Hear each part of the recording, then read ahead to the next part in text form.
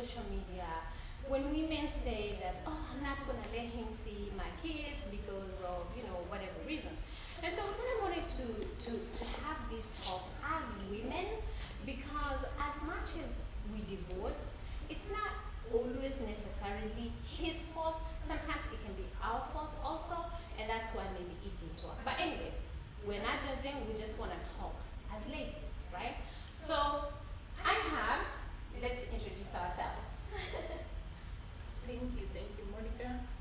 I'm Maggie Mita, Heho, and I am a domestic violence advocate. And I'm here for the show today. I appreciate so much for you giving me this opportunity. Absolutely. Meg. Yeah, my name's Meg Heho. Those are the names I go by, and I'm a very passionate domestic violence advocate, and I like shining the light on the hidden abuse. And I'm excited about this our topic today. Awesome.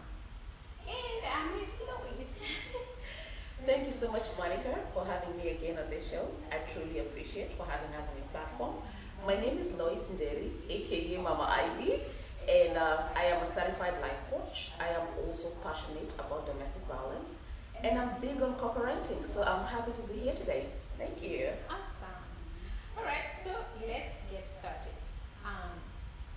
I think I can just speak on whoever. Right? Yes. You guys know what we are about to talk about. Of course. Okay. Yeah, sure. Okay. So, Loise, you are a coach. So let's say we're in a relationship and it has gotten to the point it's not going to work anymore. We have little kids, and you have to prepare your children, for what's about to happen. So how do you even start the conversation with your kids so that they can understand what is about to happen? All right, thank you. So I like that you've been specific on talking about small kids. And one thing that is for sure is that kids love to have their parents together. That's something you have to have at the back of your mind at all times. The children want to have their parents together. They love both parents and they want to keep their parents together. So you want to make it as easy as possible to transition. Okay. Well, then did you transition? Yeah. Because I see only one image. It takes some time, but let me see if it's. Is the image to your left? Today I hired a new tech person, my sister, and she looks like she's gonna be fired on this first day.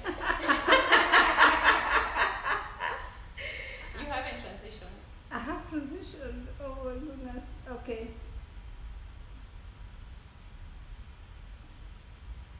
Man.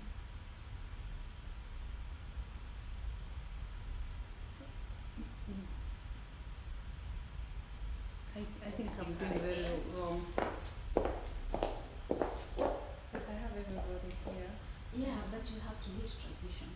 Yeah, like that. Alright. Yeah. So whoever you want to bring on, you have to be clear. Okay. Yeah. So you move me and then you transition. What Facebook is seeing is what is here. This Okay. window. That's what it's seeing. Okay, now. Okay. Okay. Perfect. Alright. I'm so sorry. Alright. Go ahead. That's okay. So as we were saying, the fact is children want to have their parents together. They in their own little minds, they cannot comprehend why their parents cannot be together. They want by all means to have their parents together. So having that in mind, we need to make the transition as smooth as possible. And how do we do that? By opening up communication. At their age, whatever age they are, use age appropriate language. Let them understand that mommy and daddy are not getting along very well. It doesn't mean daddy is a bad person. Right. It doesn't mean mommy is a bad person. It doesn't mean you babies are bad people or are the problem. Right. But things are not just running like they should. And I think it would be good for all of us. It would be healthy for daddy, for mommy, for the babies, if we all stop living together. But that does not mean that mommy doesn't love you. Right. That doesn't mean that daddy doesn't love you. That doesn't mean you're not gonna be able to see daddy or be able to see mommy after this. We might just have to live in different houses for the peace, for everybody's peace. So opening up that communication, getting to their level, use age-appropriate language, let them understand, you know, it's not their fault, because children tend to get caught up in the middle of all that. It's not their fault. Daddy is not bad because he has to go, or mommy is not bad because we have to leave whoever is leaving the house or whatever is going on. Everybody is good and we love you. Daddy loves you, mommy loves you, you're awesome children. But for the emotional health, for the peace, for the good of all of us, it would be better for us to just live in different houses. Yeah. So open up that communication. Get to their level, let them understand. Okay. All right. So the goal is to open up, getting to their level. But Meg, sometimes some divorces can be messy. Yes. You know, but these children have nothing to do with whatever is causing the divorce, right? So how do you, as a woman, keep your child, protect your child from being involved in a messy divorce? Thank you for your question. What happens as it all, the messy divorce starts from the preparing them. Depending on how you're preparing them, it will help how they're gonna handle the divorce thing. Number two, try as much as possible not to involve them in the divorce issue. Unless it's extremely necessary. And again, she mentioned another very important point, age appropriate. All these is factored by the age of the children by the time the divorce is happening. Even the courts try as much not to involve the children here. So what we need to understand is this is between you and your partner. Do whatever it takes to take the children out of all things. Be it messy, be it smooth, because sometimes you can never dictate how a divorce is gonna go. Things just happen. There is no manual of how you divorce or how you do things. So most of the time everybody is hoping it's gonna be as easy as we sign these papers and do this, but we forget in the middle of this, all this, there's anger, there's bitterness, and that is what brings up the mess. So the best thing is try as much as possible to keep the children out of this. Let them not know what is happening, or rather, they need to know what is happening, but they need reassurance. Everything is going to be okay. Even if me and daddy are not going to be staying together, nothing going to change other than that we're going to be living separated. Right. Yes. Yeah. And Maggie, then how do you make sure that when you take it, because both of you have mentioned something very important. You don't tell your children that daddy is a bad person. Even if you believe that daddy has wronged you, as much as you do, you never get to tell your children that daddy is a bad person. So Maggie, how can you even have that conversation with kids to make sure that they still know that this is their dad, and dad is not a bad person? It just didn't work out between the two of you. Oh, well, that's a good one. But for the children, myself, let me give with my own. I don't have experience with the little children, but even with the teenagers, they already know, they see the atmosphere in the house. Something is not working. Either mom is not happy, dad is not happy. So they themselves, especially if you are this close, too much close family, because you have been hiding all that has been going on from them, though they notice, it's just up to me. If it's me with my head, I want to move, I will start mentioning to them, and little by little, prepare their mind, even though they are teenagers. I prepare them pole until they understand, I cannot live like this, or the dad cannot live like this. And then with the teenagers, it's even different because they will try to bring you back together. They will be your counselors. That's some of them, not all. But most of them, they will try to bring you together, just forget about it and forgive each other.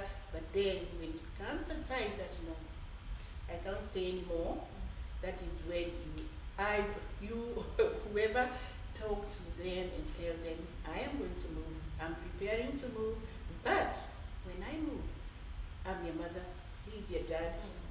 Anytime you want to come visit me, come I visit your dad, but it's only me and dad. We are not. It's not working between us, but you are our children. So just feel free. You set them free in every atmosphere, and this way they will not be stressed. No, they will not be happy. Every child wants, whether grown or little, they just want their parents to be together. Of course. Yeah. And if I can add on Yeah. that, you mentioned about teenager, and we're speaking based on experience. Yeah. Even little children, they will also try to see if there's something they can do for it to work. Because I remember my girls asking me, "Mommy, but why can't you be friends with Daddy?" And I'm like, no, it's not like we are not friends. It's just we don't get along. And when you don't get along with anybody, it doesn't have to be a fight. It doesn't have to be anything. It's good just to separate, to stay apart. Doesn't mean that you're not friends anymore. And again, it doesn't have to be necessarily that the woman is the one who is finding it not working. It can be the woman who is the difficult one. Any person, either the male or the female, any of them can be the one that is the difficult. So whenever it is over, it doesn't necessarily mean that it is the woman who is the man who is difficult. It can be either way. And yes, the children will try to bring you together, no matter the age. It's just the language they use that they will be like, oh, can this work? And they will try so much to see if it can work. So it's up to you, the parent, especially if you're the parent who's gonna be with the children, to know the appropriate language to get them prepared. And again, it is not very hard to let them understand, because before you get to a point of wanting to call it quits, so much was going on behind the doors, and these children were there. They were saying it all. Yeah. So they kind of sometimes understand it's only that they want the whole family together. If I can chip into that experience, that is very true, baby. I like the way Maggie put it, they try to be your counselors. Yes. You know? My daughter, as little as she is, sometimes the daughter would say, "But mommy, don't shout. And daddy, don't talk." Okay? Because if daddy don't talk, mommy is not gonna shout. And there's gonna be peace in the house. You understand? So at her own little age, she was already trying to be the counselor, you know? Because the fact is, whether and I think this is the hardest part for us to accept. I don't know whether it's culture or whatever it is, but these children will never have another daddy. Yes. They will never have another mom. The steps are good, and we love them. Awesome, good job to all the steps who are doing a good job out there. But there's a place for the step, and there's a place for the Bible. It will never change. These children want their parents together. So back to what Meg said, you, especially the custodial parent who is going to stay with these children, again, you have a lot of work to do there. Age appropriate, come out clear, let them understand why their counseling is not going to work for both of you all to be together. Yeah. Okay. So, let's say, we've gone on with the divorce, and, now we're living separate.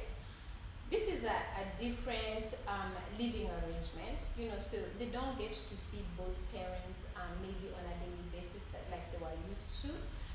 So how do you ensure that they get the daddy time and they still get the mommy time, despite your differences? You still ensure that they still get that. Maggie, how do you ensure that the kids will still get that time? Okay, after one of you moves, right? Okay, in some cases, let's say I move to my apartment, whatever, or house, whatever it is, and he moves. For a woman, for me, mine are teenagers, and I'm always going to relate to that experience. Yeah. For me, like what I did, I gave every boy. I'm a mother, by the way, the viewers, mother of 4 boys, 1 in heaven, 3 alive. So I gave them key to my house, so that when they can have access to my house. And then when they want to go to their dad, they stay with their dad. We did not separate, like, you cannot come here, you cannot go there. Give them that freedom, because either way, they have to come and see you, they have to come and see the dad. But The problems comes when maybe I move with another man and he moves with another woman. That is where the problem is. Because maybe the other woman might not like my children. The other woman might not allow them to go see their dad. Now that is the worst part in life for the children. But for me, I would say, the other woman, if my husband moves to the other woman, this other woman, I just beg and I pray even today, they accept the children of this man. They don't have to live there. But you met this man, he has a family somewhere. He's not getting along with his wife, but he has to get along with his children, whether the other woman like it or not. Because that way you are just breaking this children's heart. Okay. Yeah. So, but for me, if I were to have another man, before we settle down, I will tell him, me and my children, nothing can come between us.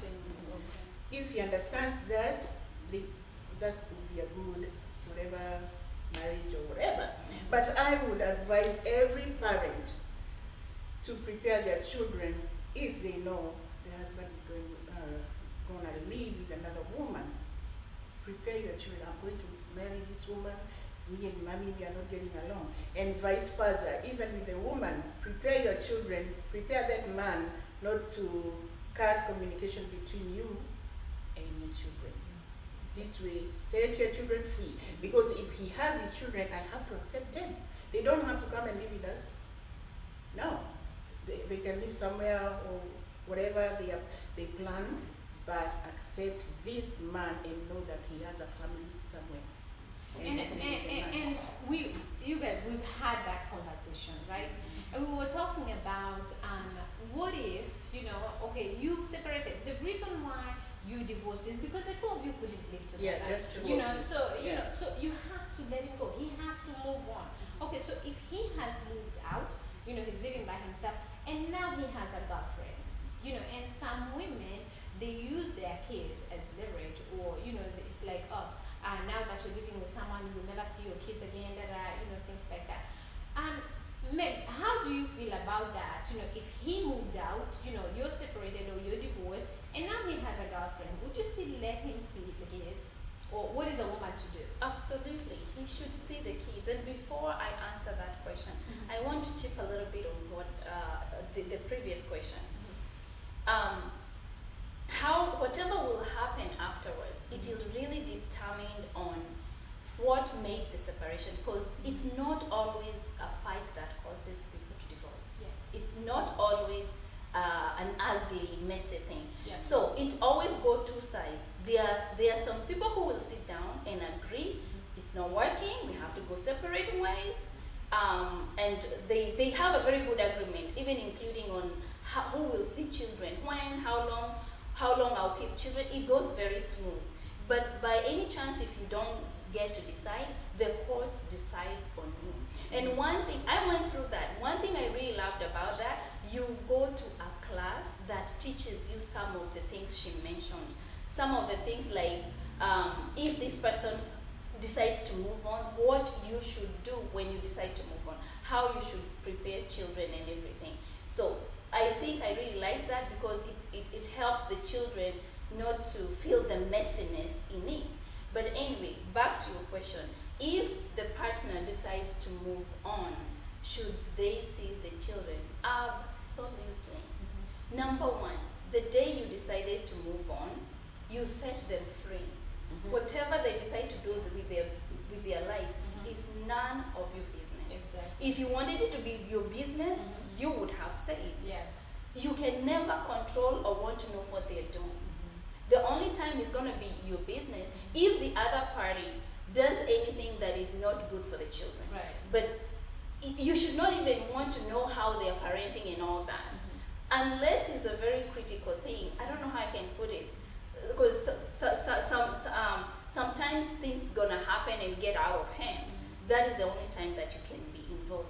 Other than that, whatever agreement you had when you were living, when you're separating, be it the court which decided for you, be it you sat down and agreed, it should not be changed by any kind of circumstances. Even if one parent was assigned to pay child support and they don't do that, it should never make the other parent who is receiving the child support to start changing the visitation and everything just because it's not happening. No, there are better ways of dealing with that. If they are not fulfilling their duties, do not put the children in that. There is a route of going of dealing with that. So unless they don't want the children, because again, you cannot force anybody to be with your children. Unless that is the case, both parents should have the children regardless. And I think Loise, this goes to trusting the other parents. You know, because as much as you love your child, and as much as you as a mother feels that you can give the best care to the child than the other parent, he is still the parent. So when he chooses to have another grown-up with him, knowing that he has a child, we have to assume he must have picked somebody responsible to be around his own child as well. What do you say about that? Now, before I answer that question, let me chip into what they just said a while ago about, especially about now that we are separated, because I think that is where, now that we're separated, are these children still going to see their father or whatever it is? One thing that worked for me, that I don't know, it just worked for me, I would like to share. At first, when we would talk about the co-parenting part, we would start interjecting our own issues into it. And boy, wouldn't it go south. And in between there, we would forget why we were even having the conversation in the very first place, which the conversation was the child. Sometimes we would take our own child out from wherever he is, where I am, we would take our child out to go play, to go have fun. Then in the process, we start talking about our issues. You understand what I mean? Yes. So, unless... Hold on. Sure. Go on. So, so anyway, what I'm trying to say is, unless you're all... Oh, it's Modoni did something. What did I do? Because it was dark. I thought it was. Go ahead. Go ahead. It's on. Okay. It's there? Okay. Yeah, it was just me panicking. Oh. Chill out. Chill out. Very good. So, unless you all are want to fix stuff, and even if you want to fix stuff when the children are not around, is not going to fix anything, I would say keep away your differences when it comes to the children. It really helps, because now the main focus becomes the most important thing that you have to deal with, which is your child. Now, let's go on the other side. I totally agree with you that, and this is something I have had, let me just accept, it's a struggle I've had to grow into, you know, that I've always felt like I'm the better parent, all right? And a lot of women do have that feeling, which is not the case. I came to learn I am so wrong. The father loves that child just as much as I love that child. In any case, I've come to learn he wouldn't stand nothing happening to his child. You understand? So I agree we women should, but also let me put this across. When my child goes to see the father, the other party just happens to be an additional thing to this. I don't know if that makes sense. They are going to see their father. The other party who is in daddy's life just happens to be an additional person in their life. Parents are too. If I have a man in my life, he just happens to be an additional person in my daughter's life. But not a step, an additional person. But the mother and the father remain the biological parents. So that draws the line somewhere in between there, between trusting the other person who the father is going to bring along.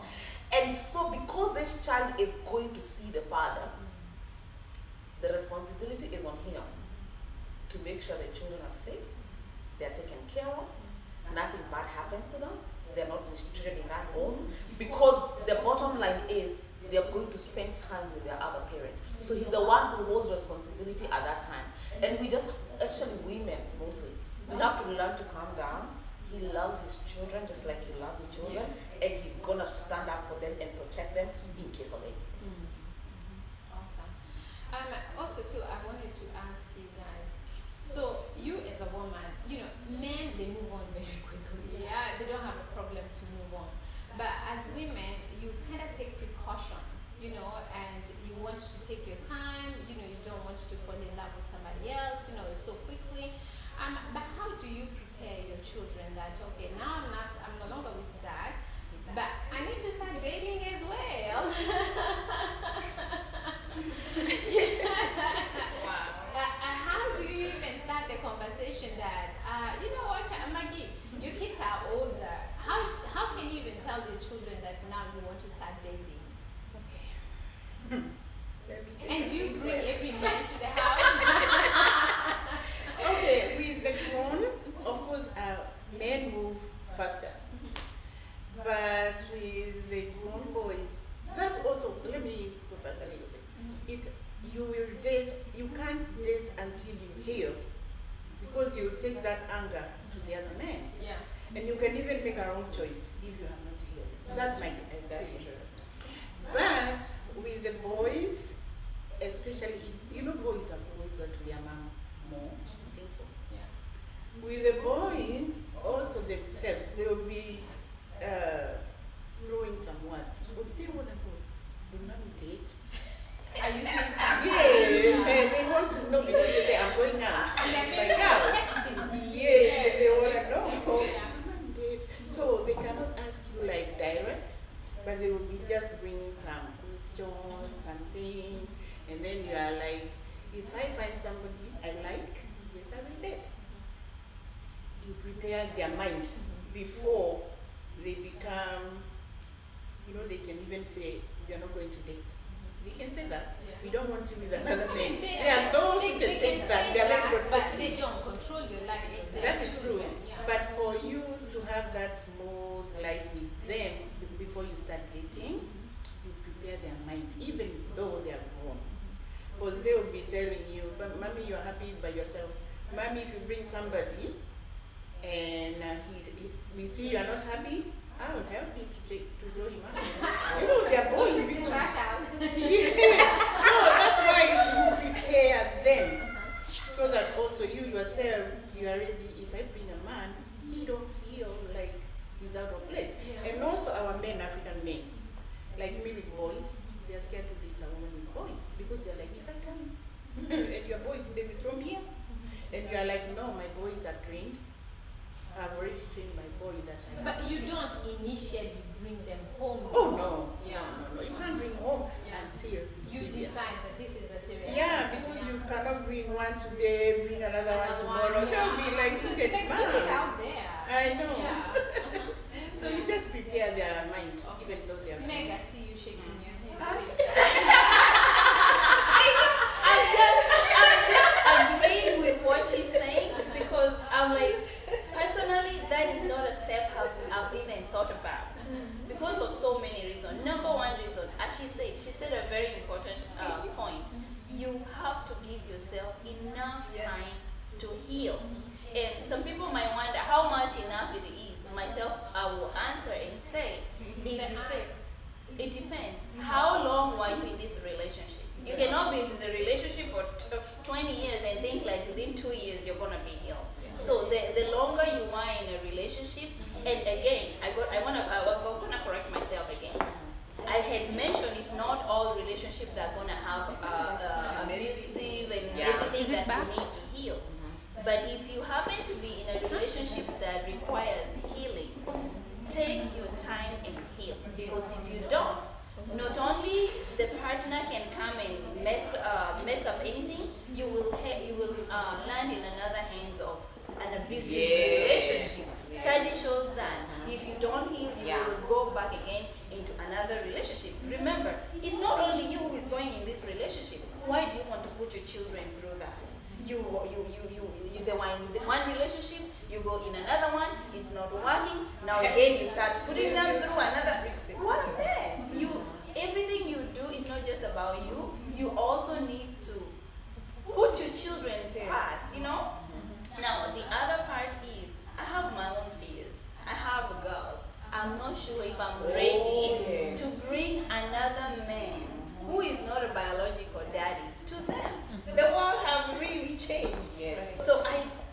take me so long before I can trust anybody, any other man with my children other than their biological daddy.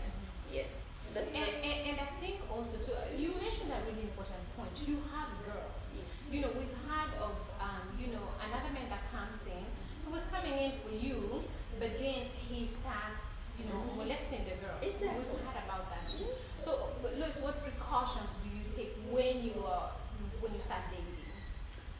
Now, I have to admit, thank you for the question, but I have to admit that is something I have struggled with. First of all, what Meg said about a girl and bringing in other men into this. And not only have I struggled with bringing in other men into this, I don't know, struggles are mainly when it comes to choosing a step parent and moving on, because first of all, I have struggled with, are they gonna love my child enough? You understand? Because I don't want to feel like he's in for me, yes, me and him get along, but is my child well attached to this relationship?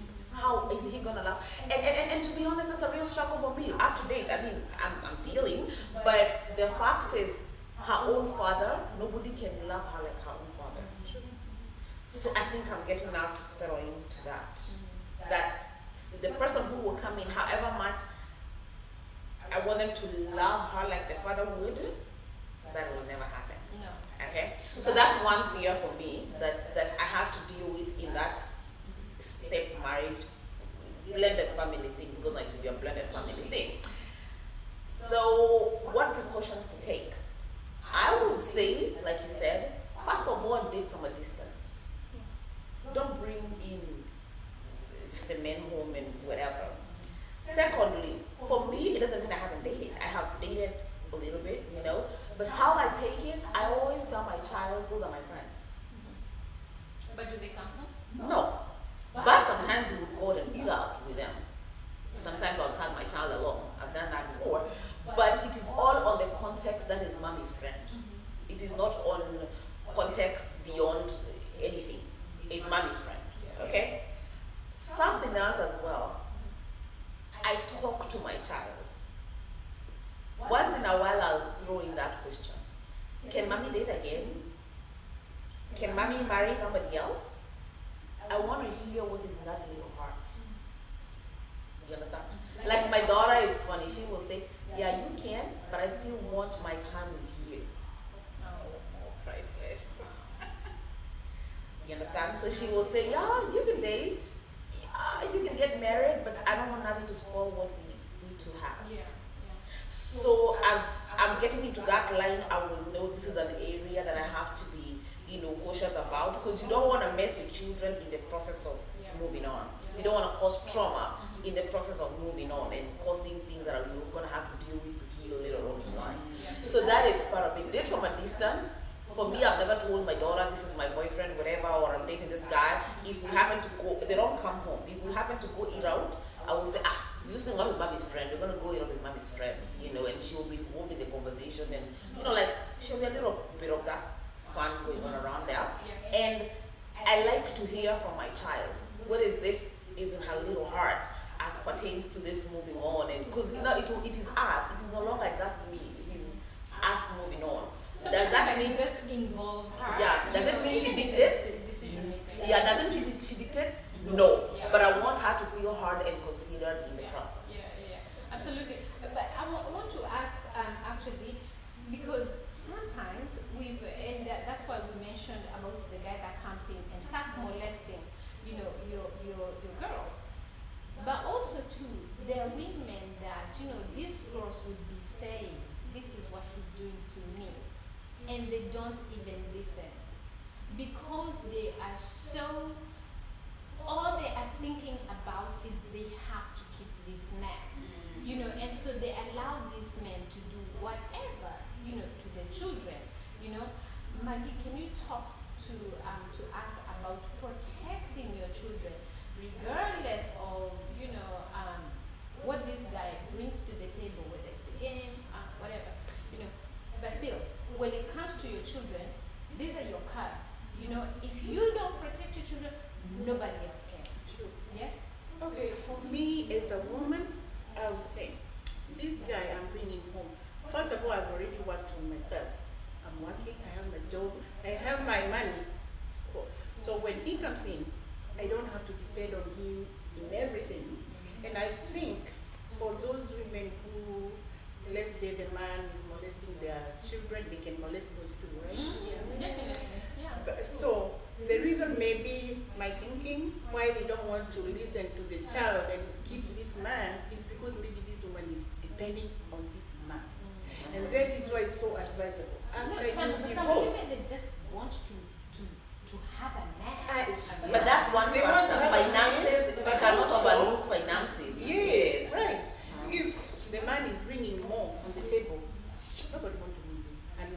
But there is nothing to compare with your own child. He can go, I can work 2 jobs. For women, just don't, when you divorce, don't just depend on this man who is coming. Let him come and meet you, pay your bills. Yeah. Be busy, get busy, work.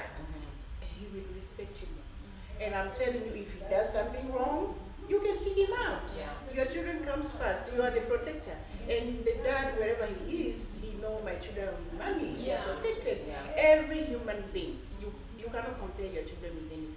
So just be financially, work 2 jobs. Don't worry what the people will say. It's you and your children. Yeah. You and your life. I have seen many women, they are like, they cannot work because they divorced. They don't even know how to take care of themselves. And that's your husband there. He is looking at you. Look at her. It was you who made her. But sometimes that is brought about by kind of you're almost sliding to a depression. When you see a woman getting to that level, it's kind of a woman's nature to look good, to take care of yourself. The minute you see a woman not taking care of themselves, they need attention. They are communicating something. That is very true. That They, is very they are true. communicating something and they might not even know. By any chance, if you have a friend of a family and you see these signs, try to help them in whatever way because they are steps away from depression. So what happened is probably whatever they went through is still hurting them. They have not healed because at the end of the day, healing is what solves all these issues.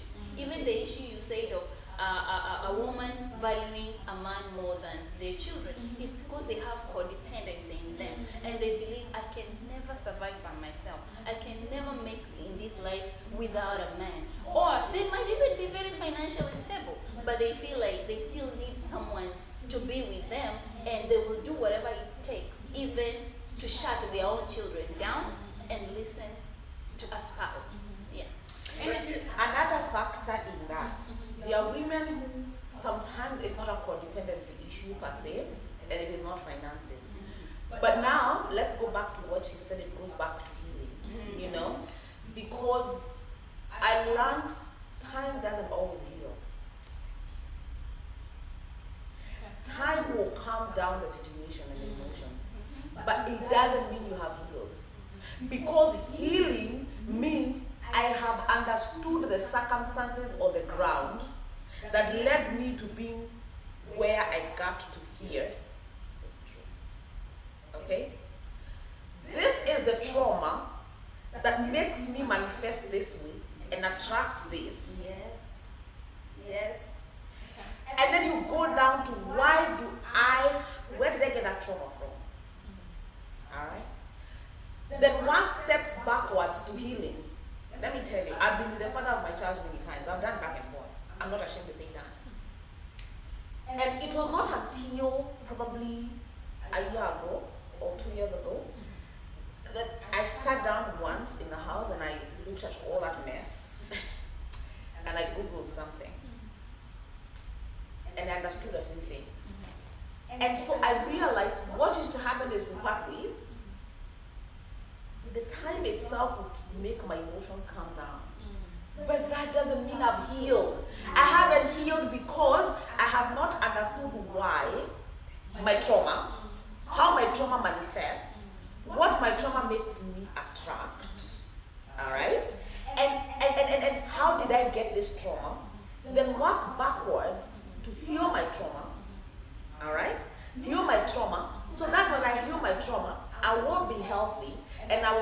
to attract healthy.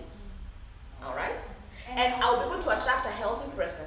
And also, I will be able to be catching myself when I'm manifesting my own trauma. And I will be able to be catching myself when unhealthy is happening between me and the other person.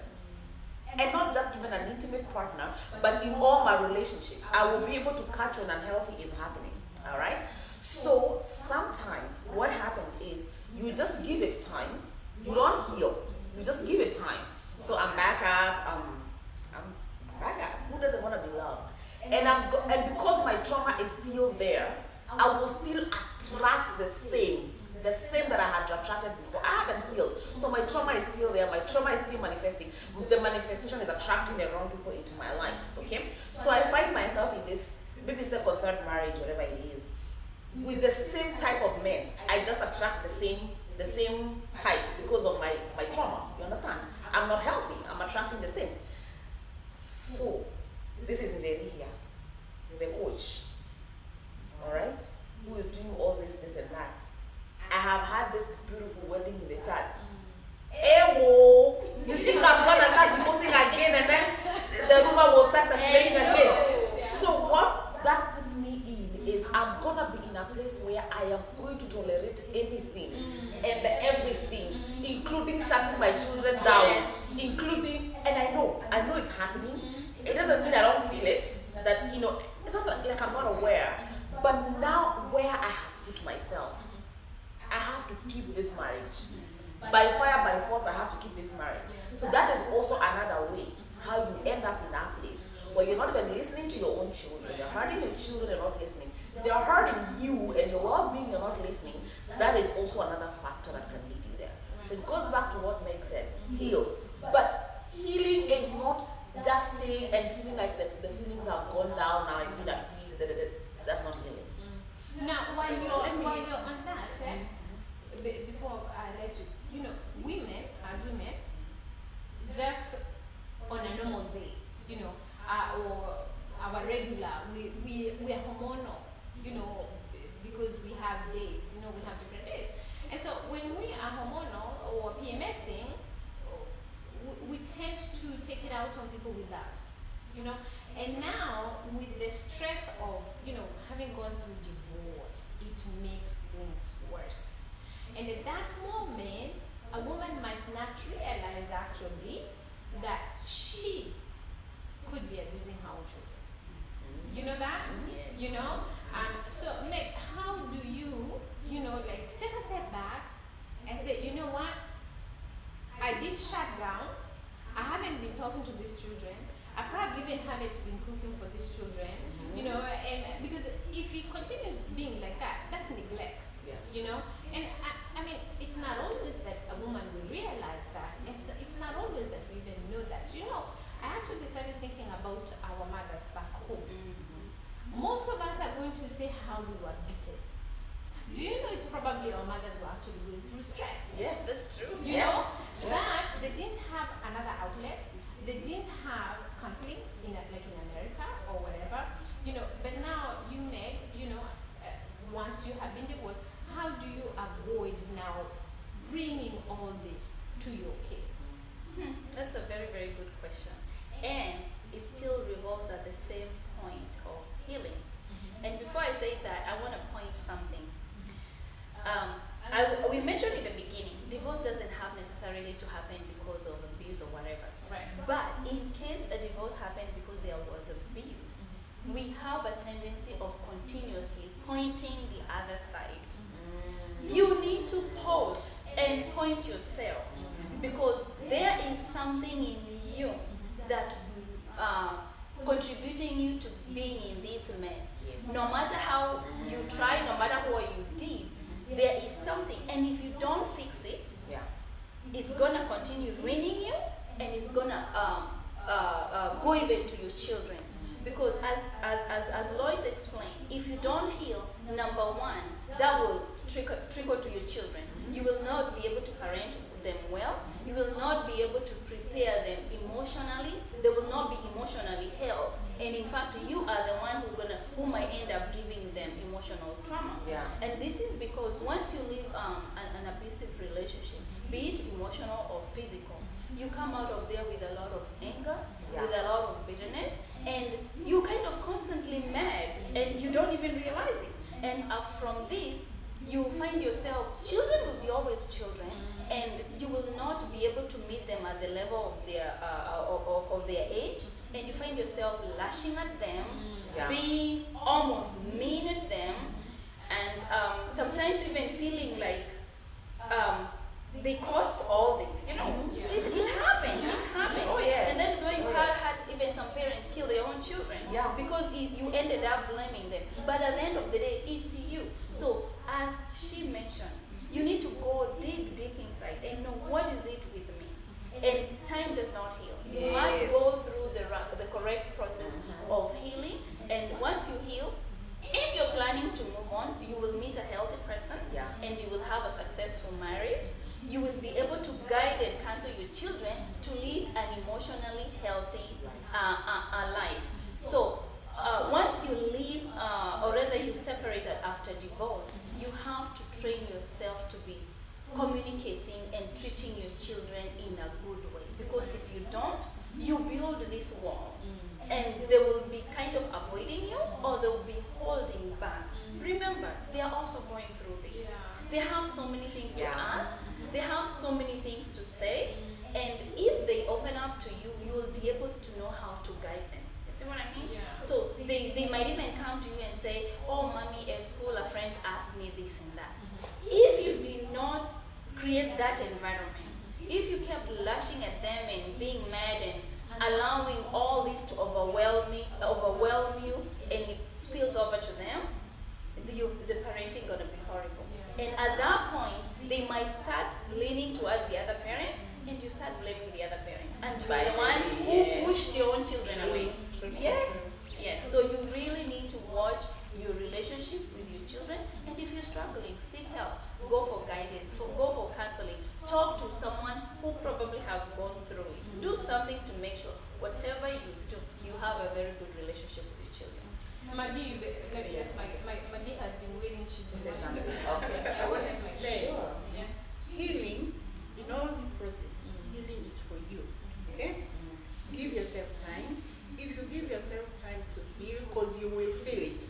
Just like Loise is saying, you might not be healed, or I don't know, I can't remember the statement. But when you heal and you give yourself time, even to bring that other person, everything will run smoothly because you already healed. If you once you heal and all that, it is messy. I have gone through for 7.5 years, so I know that. Give yourself time to heal. But for 2 years, I almost committed suicide. That's my story, but that's my story. Those 2 years after you separate or whatever, it is tough. It is very tough, and like Maggie is saying, talk to someone. That someone you are talking to might even destroy your mind. That is true. And that's what Very valid point. Who you talk to. Who you talk to first after your divorce or separation, that is just God. And sometimes there came a time I said myself, I fought my fight, me and my God. Because nobody will listen to me. Both, I don't want to go deeper because this is not my day, but it's good you heal before even you invite anybody else. Just for the ladies, me I would advise through experience, don't even date. That's true. Yes. What do you mean Don't date so soon. You're not ready. Okay, not so soon until Not you're so ready. You know why I said this? Don't date so soon. Okay, not forever. Listen, let me. No, you said don't even date. Yes, I'm so like, soon. what? So soon. Because remember, you are a woman, beautiful woman. They out there, they see you divorced or separated with your husband. 1,000 men will come to you. But maybe none of them is serious. But Just take your time. But Take your that's why time. we Take say your that's time. hold on. But that's why we say you see, because you won't know who is serious until you start seeing someone. But see them out there. Yes, you will. See them Heal out. first. Don't heal first. That's I my agree point. with healing first. Yeah. I totally agree with that. But the not dating is what I know. No, you will date. Take your time. Sure, Yes. let's say that. Take your time. Yeah, eventually you will date when you're ready. Yes, when you're ready.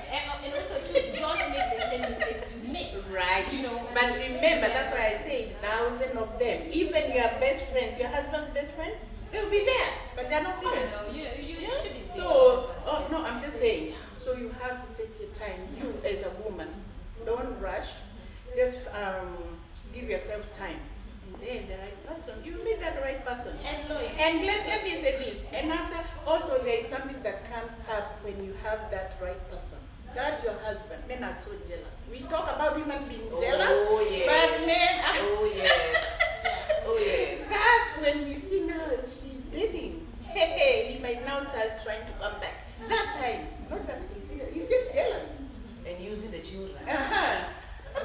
But here what we're saying is do not choose the children. Yeah. Okay, so, okay, Loise, Children what are do you fast. want? I wanted to add before we leave. That's a good point. Absolutely nice. I like that. But before you went to that, you were asking Meg about sometimes you lash out at children Yeah. and all that. Yeah. One thing I have found, I do that sometimes, or I've done that in the past, where I'm just overwhelmed. Mommy doesn't want to say anything. Yeah. And the problem is when I'm overwhelmed, I don't have patience for all that, okay? And I'll be shouting and whatnot, which is not helping. Yes. But I've come to learn, forge a friendship with your children. Yeah. When I come back now to the good me, I call my daughter. And I say, Mommy, I know yesterday or whatever days, I haven't been very friendly. I was yelling probably for no very good reason. I am sorry. Yeah. Please forgive Mama. Yeah. Mama gets bad days too, and I'm so sorry that I did that to you. You don't deserve it, and I should have communicated in a better way. Yeah. And from this time henceforth, we're gonna be communicating in a better way. And when Mama gets that way, just hold me up for a minute. Mama, you're acting up. That's, Mama, My that's. son tells me real fast. Yeah, It's like I love that. That means to have raised him in such a Yeah. way that he knows he's free with Mama. He Yeah. can tell Mama whatever. Yeah. I love that. Yeah. I love that. Oh, he'll tell me, he will say, Mom, right now, you're screaming for no reason, and I'm right here. And I love And that. he's I love always that. very low tone. I love that. And, I love that. If I've been here, she would have been talking, because he will just tell you in a really nice way. And then you're like, oh, what the hell? You catch yourself in it, and then- you know. Yeah. Thank you. So that is the way I am trying to raise my daughter. My daughter too is very outspoken, Yeah. and sometimes she'll be like, "Mama, calm down." You understand? Yeah. So that also helps that we don't build walls. Yeah. Because now that lashing and everything is gonna build walls. But because I've opened up that communication, that I'm reachable, Yeah. that you can tell Mama to calm down, that you can tell Mama not to, it's not worth all that. I just did a little mistake or whatever happened. Make sure that me and her, or you and the children, don't build walls. Yes. Yeah, my son did tell me one time, I was like, how come you don't talk to me? And this is some time back, and he was like, because, when something goes wrong, all you do is just, yell, you're not even listening. Wow. But if you could just, Listen. slow down and listen. I actually posted it on Facebook one time that I went upstairs, I was like, what are you still doing here? You woke up. The game room is right across his bedroom. And he was playing games. I was like, what are you doing? And I was just, going off. And he put, his headphone down and, he looked at me, waited for me to yell, waited for me to say whatever it is that I was saying. And then he says, Mom, I go to work. I'm just chilling before I go to work. I go to school. I have good grades. I'm here playing games. What else do you need from me? Just so calmly like that, And then I was like, you know what? Yeah, you have a point, Because out there are probably other kids your age that are doing drugs. Mama need to quit tripping. Yeah, and I apologized. I've learned to apologize to my son ever since he was 3, because he would do something wrong and then he'd be like, you didn't say sorry, so I've learned to apologize. Yeah. Anyway, what we're saying is that parents need to learn to apologize. I need to reach out. And when children point out things, don't be defensive. Yes. Actually, you know what? I'm glad you said don't be defensive. Even in our relationships, don't be defensive. Because what you say is wrong is wrong. I don't care how I see it. It is wrong to you. If Yes. this is what you don't Absolutely. like me to ever do to you, Absolutely. I don't care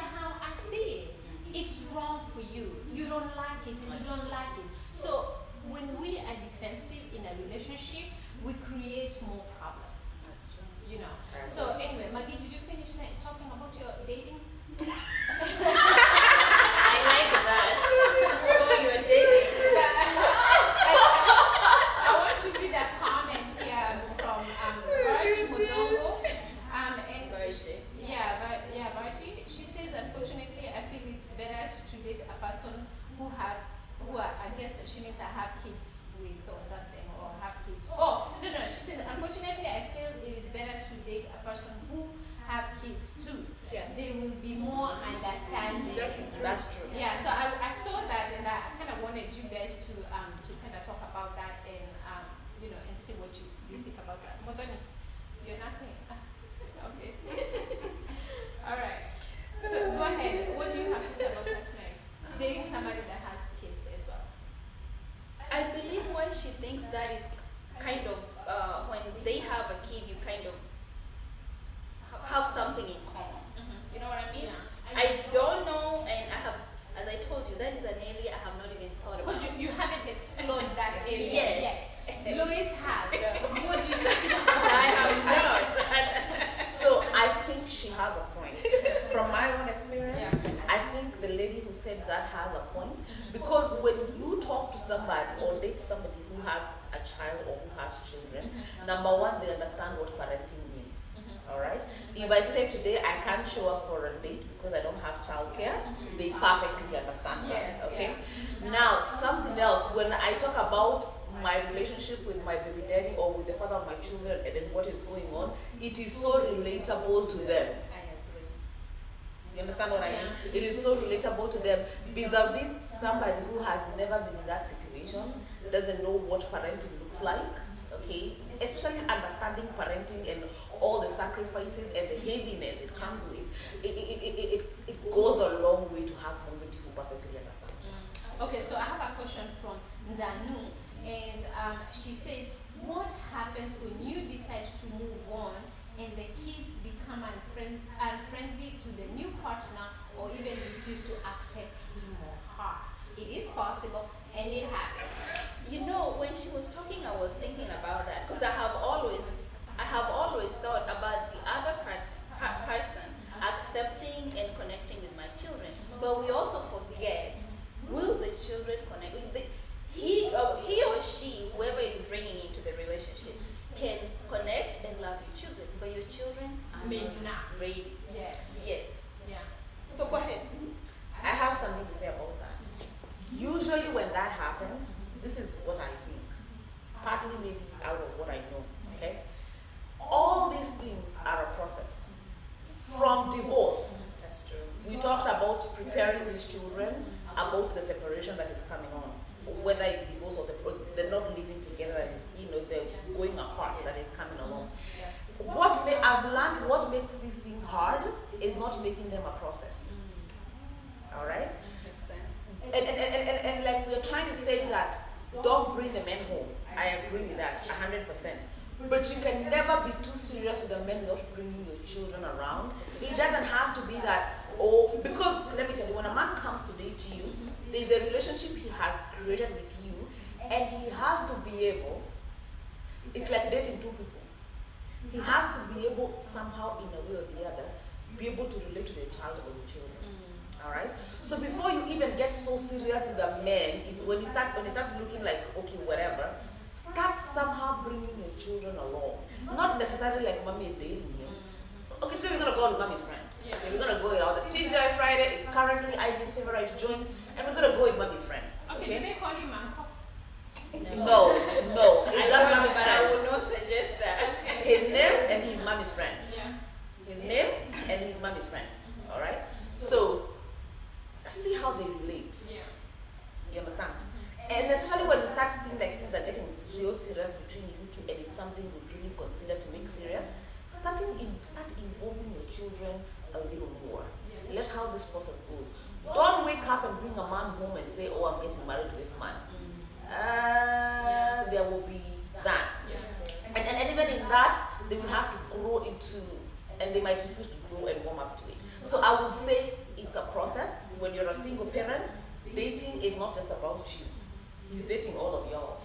Not necessarily in the beginning, whatever, you have to have your own wisdom of how to integrate all that going together. But there is no way, I don't see myself coming to a point where I am getting ready to marry this man and I don't know how well his relationship works out with my daughter.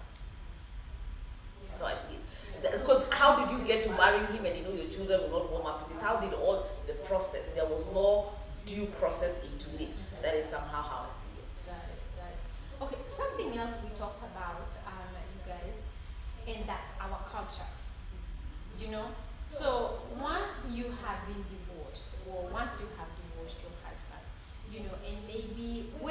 decides to remarry or not to remarry, right? You know, some families will say, you know what, nobody, you know, told you to leave, you know, so you don't get to inherit anything from here, you know, or, you know, some families are nice, they will still accept the children because it's still their children, you know, and things like that. Or if you remarried the other side, where you have gone and you've gone with children, maybe boys, you know, on the other side they're told no, they don't belong here, you know, you came with these kids, they will never get, you know, so that kind of makes some people feel like, you know, I may just have to stay where I am because then my children will never get anything. I don't know the laws in Kenya very well, but at least in Texas I know it's a when you divorce, everything is 50-50, split 50-50. So you won't get out of it without anything. You know, so can you guys talk about how our culture affects our thought process and the divorce? Maggie. You don't want me to answer this? You She said you don't want me to answer this? you as a wise one among us. So yeah, so give us Okay, for this one, you know, in our culture, if you separate with your husband, you divorce. Let's say let me start with divorce, then I'll come back to separation. If you divorce your husband, you have children. That's your husband. Let's say everything is under his name.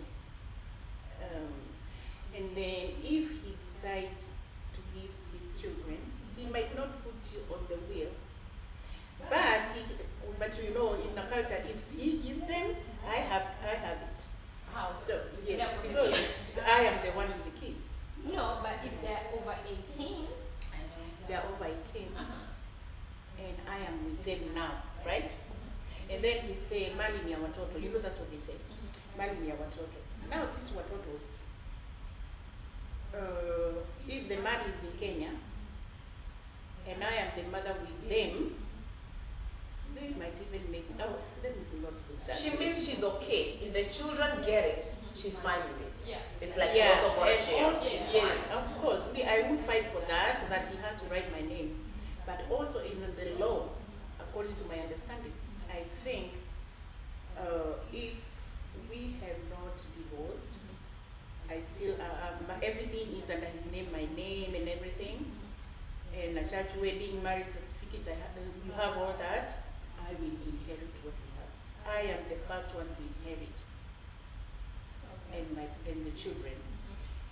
The other woman, if she's not married, I think we even got that from the lawyers. Yeah. If she's not married, they just come, you stay. She's just there as a maid. That's a fact. Well, no. That's the that- law. that- when we had the lawyers, that's not what they said. They Let me said, clarify. no, when we had the lawyers, they said, because you know, as we can have customary marriage. Right. And customary marriage just could mean that they have, dowry has to have been taken Yes. or whatever. But when you live with somebody for years, Thank you. they become a wife. The lawyer said that. Yeah, I was listened, that- I yeah, listened to yeah. that. I think 2 months ago, and the husband died.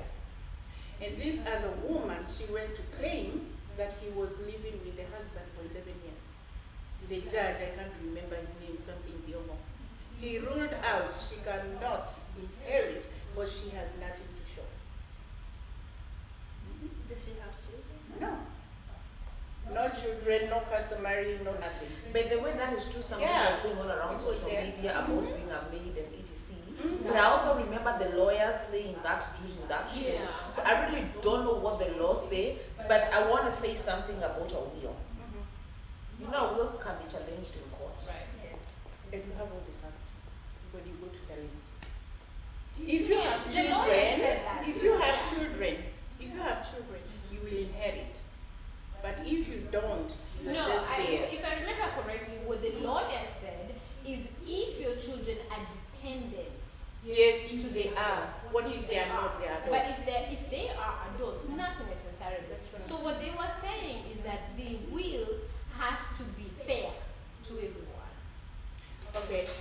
So, Let me but anyway, but I let me think we are- clarify we my are- point. But yeah, go Okay. ahead. If, let's say me, let me give you my example. You don't so have that to I give with your example because we don't want to necessarily. can- not deep. Yeah. If the husband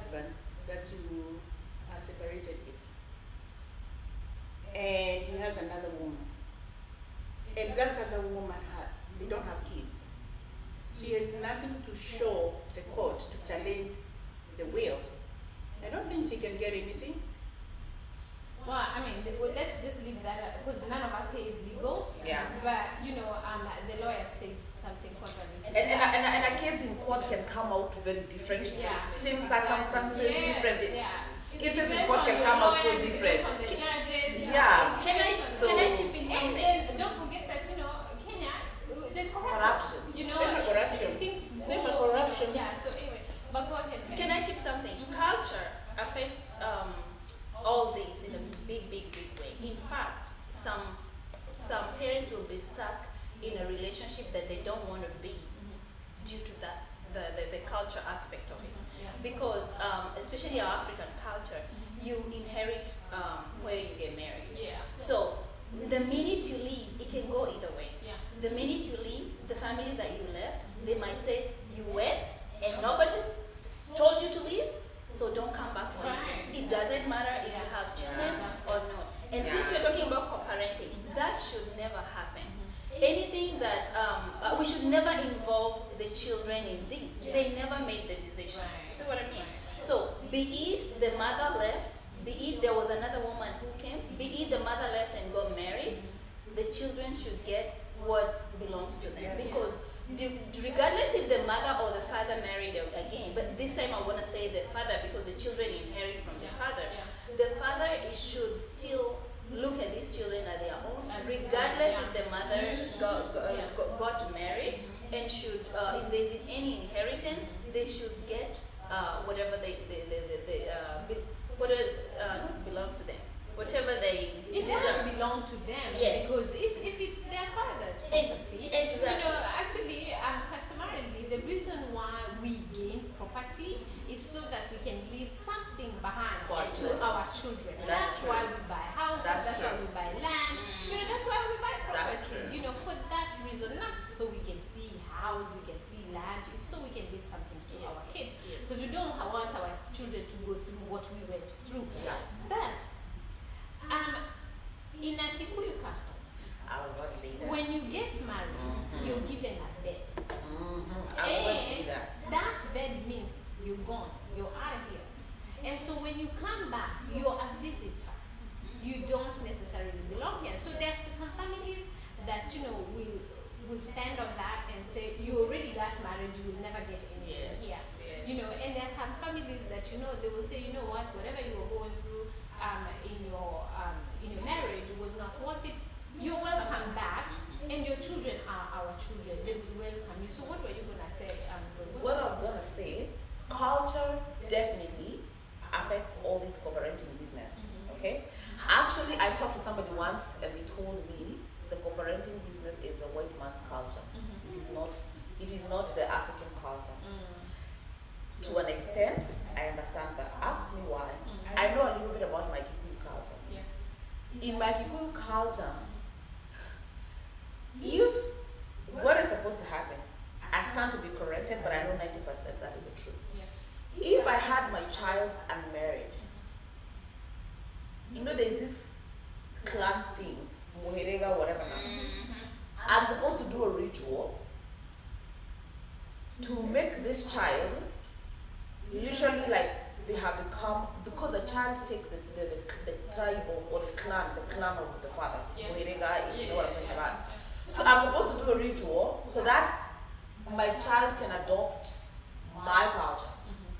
Not my culture, my clanship, where I am from now, not the father's clanship. So that in the future, in things like dowry, inheritance, because you see, dowry, inheritance, those things also vary from culture. I mean, not culture, muherega, the clan thing, you Yeah. understand? So you have to do this ritual. Nyamon is watching. I hope she understands what So for this child to be paid for dowry per our culture and not to have that confusion when it is time for this child to marry or to get married, you need to do this ritual to make them part of this family. And now also when they're part of this family, if they never marry or whatever, they can inherit from this family and it is in. Now there's the vice versa of that. In the Kikuyu culture, they don't believe in this thing. They're saying they were born by so and so, but you got married to so and so. When you marry, and a lot of African cultures are like that, because even in South Africa, by the way, they even pay lambola for the children. For you and for the children, yes. Lambola is dowry. Okay. So it is like when you get married, culturally, this is almost, it's somehow, whether we accept it or not, like a new concept in the society. When you get married to somebody else, the step is supposed to take you with you and the children you either got at home or had come from a previous marriage or relationship. And that step should take care of you and your children and inheritance and everything else. You understand what I'm saying? But then also, it depends whether they are done culturally right by people who understand, because we also have the other aspect of the steps, either the step parents themselves or the step-in-laws feeling like this one should not inherit here because they came with a mother or whatever. But generally, that inheritance thing makes co-parenting very hard in the African setup. Actually, it's good that you said co-parenting is not an African thing, because some traditions or cultures, if I can call that, they believe I have a children really interesting children belongs to the dad. So if you chose to leave, See? you came alone. Can you Some understand cultures. that? That's called, yeah. Some So that cultures. way you will not even have this thing of co-parenting or anything. So you either stay or you leave and leave our children. So there will be no this thing of where do you inherit. You inherit where you Yeah. married, right? Yeah. So yeah, it affects this co-parenting. Nowadays, most families, they're not doing inheritance proposal. They're doing inheritance for girls as well. And also, Yeah, so all this inheritance thing depends on the family. that is true. Not all families Yeah. will do according to the culture. Exactly. Yeah. So, okay, so listen. I don't know what happened. It's all black. It's no. Take support. Take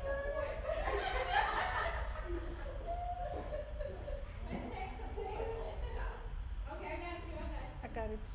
Oh, she got it. I got it. Oh, my tech support. Awesome.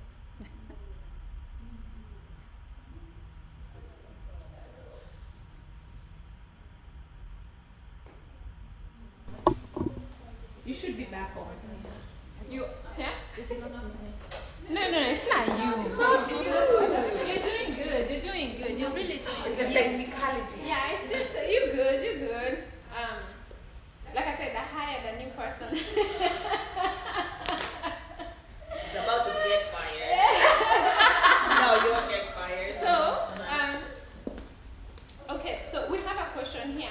In the event that your kids fall in love with that person that you're dating, and you decide to part ways because you found another one, how do you address the kids' concerns without being selfish?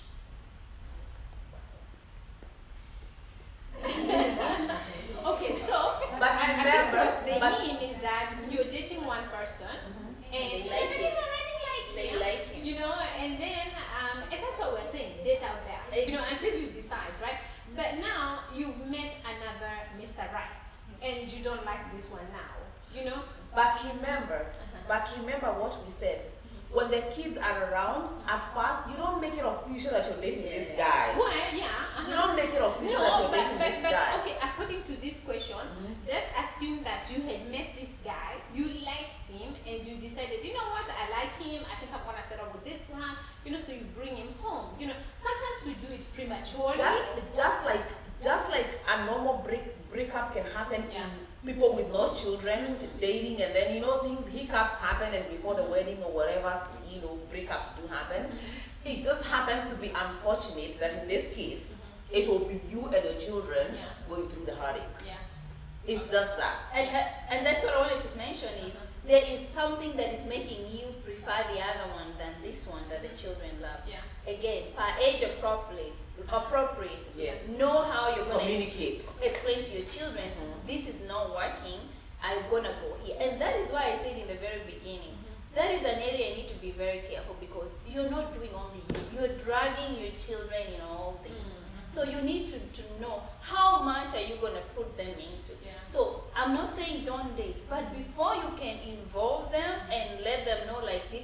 someone mommy or this is someone daddy is considering to be part of our family, do all your research and make sure you are sure of what you're doing. Yeah. Yeah. Okay. So for that reason, I like reading this Johnny Depp's quote. Okay. And he says, if you love two people at the same time, choose the second, because if you really loved the first one, you wouldn't have fallen for the second. Okay. That's what I wanted to talking about that. So I just wanted to just, just Say put that. out, Okay. because, Okay. because we're talking about now, falling in love with the second. And then also too, I want to read, you said her name is Martin Mudongo. She says, I think it's good for women to be empowered financially, so they do not. Absolutely. Yeah, so they do not have to depend on inheritance. Don't create expectations that your kids will inherit anything. Just know whatever you have after divorce is what you can build on and leave to your children. Really, really good. I I totally agree. Yes. I agree. Let me say that of a personal experience. I agree with that 100%. I don't want to say much about myself, but I come from a broken home too. So now, what that taught me, that inheritance madness that goes around that, from when I was a young child as I grew up, I know I've told you that before, I wanted to look for my own, and I wanted to hold down my own. Neither once have I felt I want a man to give me. You understand? Or I want to marry a man with. There's nothing wrong with that. Or I want to marry a man with so that my children, so that the future, so that. Yeah. What that whole fiasco with my parents taught me is to stand on my 2 feet. I don't count on nobody, the father or not the father. Build on what you have, what you can give your children. It taught me also to have the number of children I can take care of. Yeah. Just in case this marriage boat ships its way out, the children I can take care of, and I'm sure, by the grace of God, that I can comfortably raise and give a comfortable life. Yeah. Because that counting on inheritance will screw you up so Yeah. bad. Yeah. And also too, I think, sometimes or some women, because you're coming from, a marriage that maybe your husband had money, and now you're just looking for somebody else that will come and take care of the children. Instead of now thinking you actually want somebody that's going to take care of you, not necessarily financially, but we also have emotions, there's the physical, and all that. Meg, what were you going to say? Yeah, I wanted to say I really like Virgie's point, especially considering that we all come from different backgrounds and different beliefs. Like I say, some will say you cannot live with the children and all that. It is really good not to depend or not to compromise just because of that inheritance. But at the same time, it's good to put it out there. As much as when these children were young, we both wanted to be in their life. You cannot just be in their life and you don't want to provide, or you don't want to give them what belongs to them. Yeah. Yeah. Maggie, you've been wanting to say something. Oh. Go ahead. No, I wanted to say, like me, I have to refer me. And that's okay. That's okay. It's from experience. That God gives you the authority to speak on this topic. And I just, while you're thinking, I just want to read Melissa Nyamon's comment. And she says, correct, take a long time before introducing a man to your children. That's right. Kids get emotional. So she says, kids get emotional attachment. I think to the person that had sent me the other question is, there is your answer as well. Take a long time before introducing somebody to your children because kids get emotional attachment. That's a really, really good answer. Yeah. So, and then I see somebody here. She says, Monicah Kariuki, please talk on mental health in relationships. She said that. So, do you, Loise? I think, finish your point and then let her talk address first. we will address Grace. No, I wanted to clarify for inheritance. Maybe when you separated with your husband, there was properties. And this husband, wherever he is, he has no children. Assume he has no children with the other woman. And he loves the children he left behind. So him, if you want to give his children, like they say, money in our watoto, and I repeat that again. For a woman, just stay there. Let money be our watoto. Even wherever, if he writes a will, he might not include you, but he will include the children. So the inheritance thing has to come up, whether it is culture or whatever. That inheritance for your children. Like now, me, I have boys. If I get married to another man, my children will not inherit there. They will inherit from their dad, their own dad. Yeah. Okay, I have a point now. Something has dawned on me as you were talking about your experience. I think why your experience drags along the line like that is because there was no legal divorce that happened. Because when a legal divorce happens, there is division of property. Right there and then when divorce, however long your divorce takes, but when divorce is final and complete, there is division of property. And from that point henceforth, I don't have to drag along thinking how they're going to inherit from the father, whatever is going to happen. The division of property has already happened. Let's remember, there are still people who are not divorced, but they're separated. In that Addressing that situation. Okay, good. Sounds good.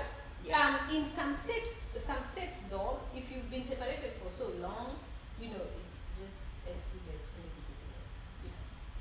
But anyway, again, I'm not legal, but all we're saying here is do not involve your children. Right. So just to address Grace's comments here, she says, please talk on mental health in relationships. And I think, it goes back to what we were talking about, how do you make sure that you're mentally good so that you don't lash out, to your children. And also too, even, let's say the divorce hasn't happened, you have so many things, how do you make sure that you don't lash out to the people you love? I tend to do that sometimes, but every time you're lashing out, that is kind of your body communicating something to you. Yeah. There is something that gets triggered for you to lash out. You need to give it attention. And it's only you who can sit down and dig deep. Like Loise was saying, you have to dig deep and say, when this happens, I trigger, I lash out, I yell. It's you to reflect on yourself. Sometimes you cannot do it by ourselves. You need help. And another point I want to point out, if you go to seek help and probably don't connect or don't feel like you got the help you wanted, don't give up. Yes. Seek, Absolutely. search until you find someone who will connect. And if you talk to somebody who you are not connecting, don't waste too much time there. Yeah. Move on. I agree. Move on. Because when it comes to emotional health, it is very wide. And you might be talking to someone who is not experienced in the area you have. It doesn't mean that they're not a good professional or something. You need to move on and seek until you feel, the way you go, when you go to a doctor and you explain to them, and then they start asking you a question and say, yes, because like they truly understood what you're going through. The same with emotional health. And the emotional health is what ends up affecting our mental health to some extent. Yeah. So every time you lash out, every time you're so angry, all those are communication to you. Something is not right. What is this that is making you, triggering you to lash out? Seek help. Yeah. And Loise, I think there's a time I had a psych NP, and we were talking about just mental illness. It was on a different subject. But the reason why I talked about that, I actually posted something on Facebook, and I said that even depression could be mental illness. And sometimes we think that we don't have mental illness, and we are so quick to be defensive and say no, because I remember that time that he told me that it's not always mental illness, it is always mental illness, Or mental health. Or mental health. Yeah. Not mental illness, but mental health. Yeah. But, so I had to make sure I asked this nurse practitioner about that. You know what she said? She said even lack of sleep. Is a mental health Lack issue. of sleep Is a mental health issue. is a mental health issue. So back to my point with Maggie too. So even those small things, anything that affects,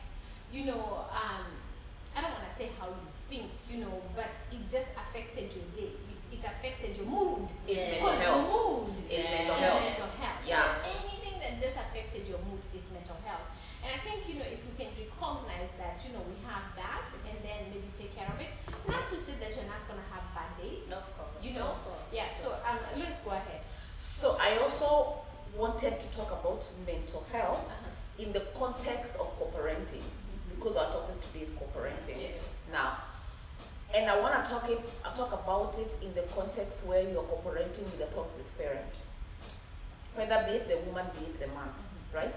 And you guys, we had this discussion last night, a little bit of it, you know, and it would be wrong for us. I'm glad she raised that question, because part of the reason that makes co-parenting so hard is toxicity from one party, right?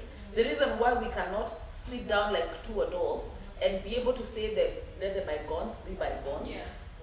You know, it is what it is, but we still have these children, and we will amicably do what is right for these children, you know, is because one of you is toxic, or both. But there's something here that is not in order, okay? And I remember Meg saying, I'm quoting Meg, and I think that is very true, because she's told me that before. Maybe I've talked to her on a personal level about it before. She didn't just say handle, actually Maggie is the one who said handle it like business. But when you deal with a toxic co-parent, or for whatever reason that clash keeps happening, communicate in a way that has record. You understand? Because it can make co-parenting so hard between the two of you. Take a look at this parent who always overrides what you say, who always makes you look bad before the children, who always is intruding, asking the children about your life, whether you're dating, whether and whatever happens in your house. The only way to tell him, if you, let me use a him, but it could be a he or a she. If these two talk about it, they definitely are going to clash. There is going to be war going on between, verbal war going in between these two. So how do you deal with it? I think what she said worked for me, very effective. I emailed you. You know why? When we go back to either to court or the child support mediation and whatnot, I can bring out, this is what you do. I keep telling you not to do this, and you keep doing ABCD. If they have something to say about you too, that they keep, you know, they have a concern about what you do, and they try to communicate to you, but you keep doing, they can also bring it up, etc. And you can get help in the mediation. And if the mediation cannot work, then you can have court orders that help this whole thing. So that helps with dealing with a person who is not mentally healthy or emotionally healthy. They're not willing to go the healthy way, you know. That helps in the co-parenting part. Actually, I want to add on that, and I like referring how we started. As we say, separation, divorce, or whatever can come as a result of different things. There's some cases where the partners sit down and agree on everything, and they are amicable and nothing is a problem. If that is your case, well and good. But if you happen to be in a case that you two can never get along, for whatever case, be it one of you is violent or one of you is toxic or whatever, you have to know a way of fixing this, because if you don't, it's going to affect your mental health. Okay? So when you find that you and your partner can never get along, one of the steps that you deal with is what Loise mentioned. Verbal communication messes up, because when you're dealing with a difficult person, they always know how to trigger you. Yourself, especially in the beginning, you have not learned how to handle things in a calm manner. So every time you talk, they will trigger you, and before you know it, and you mention that, the whole conversation goes south. And that is where you find even the children say, "Mommy, shut up. Daddy, talk." You do not want to. Yes. So if you never communicated verbally, that would have not happened. So as long as you are co-parenting, you must communicate. So what you do, find a way of communicating that will not bring all these, and it can be either text messaging or emails. Okay. Number two, even the text messages and emails, you can still lash out at each other. When you receive this information or whatever they are okay, back up. Make it so business, like it should be strictly regarding the children. Yes. But will you both adhere to that?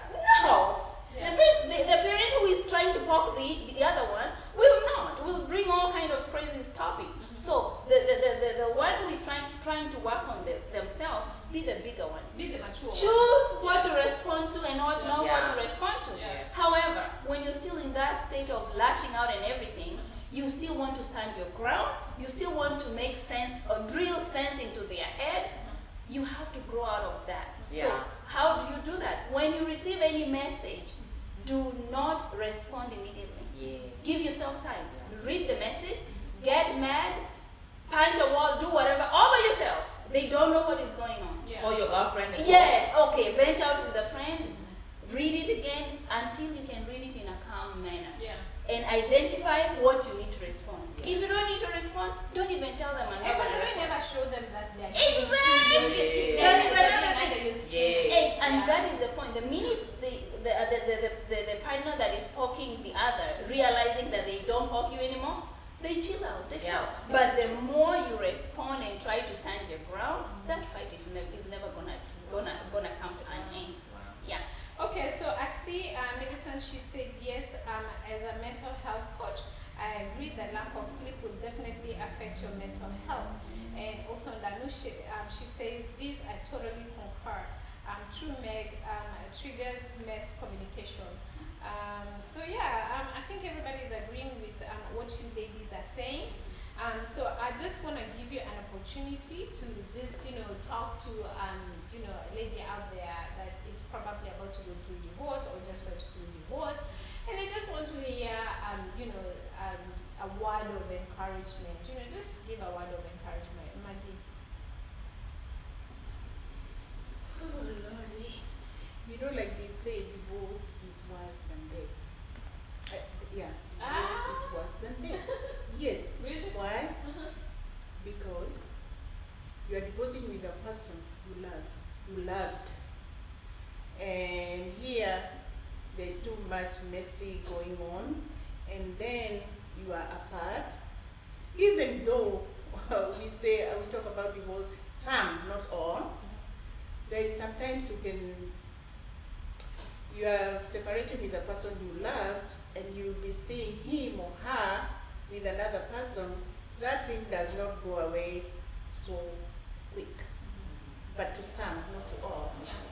So, I don't know what to say to encourage. But this is when we there. usually tell this. You know how those people in Kenya, they say, ukiacha kubekuatika. It is so easy to say that.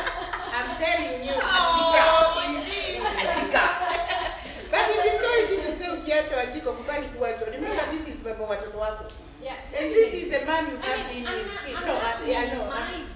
I'm just saying.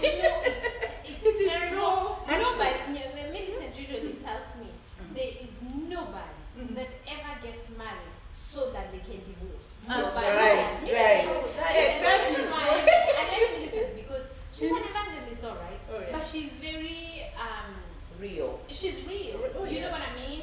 I mean, there's the Bible, yes, and there's what is reality. So yeah, okay, go ahead. I wanted to say it is not easy. That's why I say divorce is worse than death. Because when he's gone, he's gone. But you will be saying, you understand what I'm trying to say? It is not easy. Maybe he was your first boyfriend. Definitely. Maybe he was what you loved him like we People women still before get you married loved. to past boyfriends. I'm kidding. Yes, my husband was my first boyfriend. Anyway. So it is not easy just to let it go like that, and that's why there is so much time to heal. And It also takes you time. build things, Yeah. you build a life. Yeah. It's understandable. Yeah. Totally understandable. Me, for a person who is listening, a lady, let me talk about a lady. It is not easy. But if it cannot work, it's always good to move out. Yeah. Prepare yourself, plan yourself if you have time, and then just move out. Sometimes you have to choose peace of mind. Yes. Right. Yes, Yeah, you I deserve agree. that, otherwise you I go agree. crazy. So And then something I would like to add, when you are divorcing, if you can, sometimes it's okay we say talk to somebody. If you don't have that somebody you trust to talk to, just be you and your God. Because these people Or we who are tell, making you they are the worse. ones who Yeah. will post stuff on Facebook. And that Facebook thing, those comments will kill you. yeah. Will kill you silently. And actually, Yeah. maybe we should also avoid like putting Everything out on- there. Because sometimes I see, people saying, I finally left him. And then 2 months after, I'm together. All the time.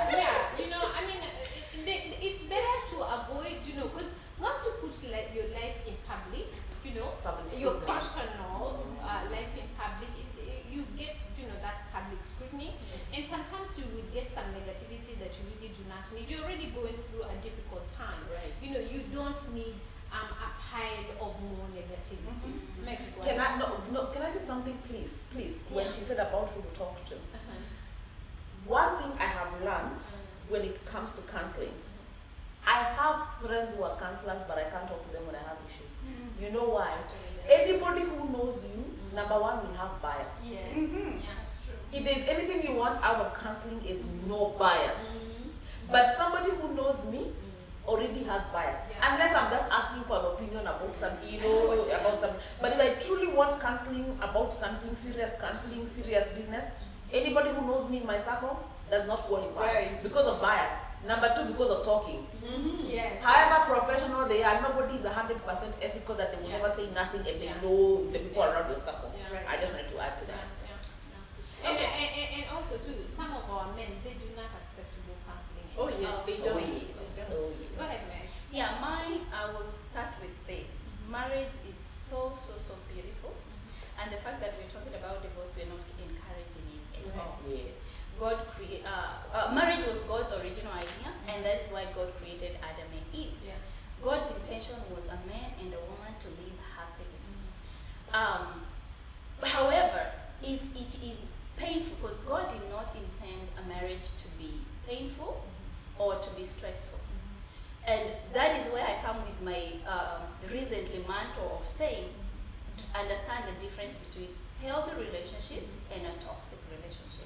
So if you're in a toxic relationship, do not die there, holding on, hanging on because you don't want this fearful word, divorce. And if you choose to do that, be prepared that your children, because today is co-parenting, I must highlight that, your children will be in both your lives unless your partner doesn't want to be involved. Regardless of what will be happening, try your best not to drag the children into this. If you make those mistakes, forgive yourself. It never comes with a manual. We all do those mistakes. Yeah. It's not like I didn't do some of this mistake. I learned the hard way. And that is why it's also good to talk to someone who's been there. They will guide you what to do and know what to do and the mistakes to avoid, especially when it comes to the children. But whatever happens, do not drag your children into the mess, and never, ever bad mouth the other parent. Let the children, if there's any mistake or anything, let them see. And if they come with something, say, oh, mommy did this or daddy did this, don't add salt on it. Yeah. Oh, he's so bad. Oh, that is, no. Regardless of what you think of him. Of Yes. course, do that not- is just between you and him. Don't drag the children into You this. can badmouth them with your girlfriends and whoever, but not Of with your course, children. yes. And if you ever think of moving or anything, whatever you do in your life, always remember the children are involved. So always consider, what am I putting my children into? That's all I can tell them. So, you know, you're saying about bad mouthing with your girlfriends. Yeah. But that, I'm usually careful about that because if you ever decide to go back to him, you know, Yes, all I would these agree. things you were Yes. saying about him, Yes. you know, and Yes. now you're back with Yes. him. You're just True. back with True. him. My sister has always said, True. you know, I was my sister has struggling. always I know, we said can talk about yes. that. So, anyway, look. Wait, did you say go? go back? Huh?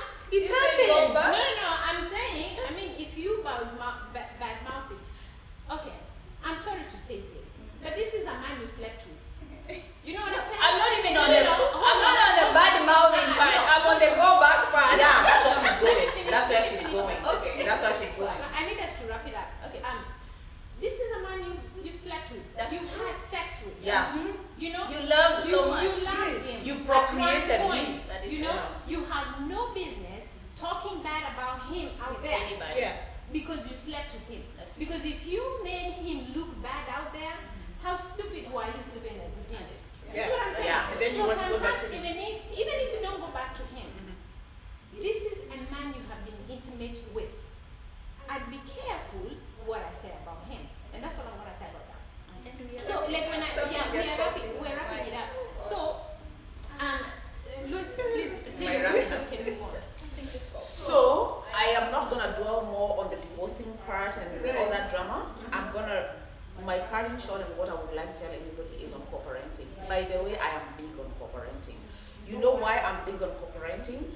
because I learned through my own life experience. Steps are good, mentors are good, all these other additional people in your lives are good, but nothing ever will take the place of the Bible. Even adopted children still have a place for the birth mothers, the birth whatever, you know. So what I'm gonna tell any woman or any woman, today we address the woman. Oh, sorry. So or any parent out there. Let me not start with the parent. Let me first start with if you're out there and you were either born before out of wedlock or your parents were never together, you always saw yourself as one-sided. Today I want you to breathe in, say to yourself, I'm a little piece of my mommy and a little piece of my daddy. Breathe in, let it go down, that you're a part of two people. No child is part of one side. You're not one-sided that my mom was single or whatever, we don't have a daddy. Nobody doesn't have a daddy, you have a daddy, okay? You're a little piece of your mother and a little piece of your father put together. That's it, because there will never be another part of that. We have to all accept that this child has a right to both parents. Whatever the differences between us are, whatever happened, didn't happen, they provide, they don't provide, they are reckless, they are not, the children have a right to each other.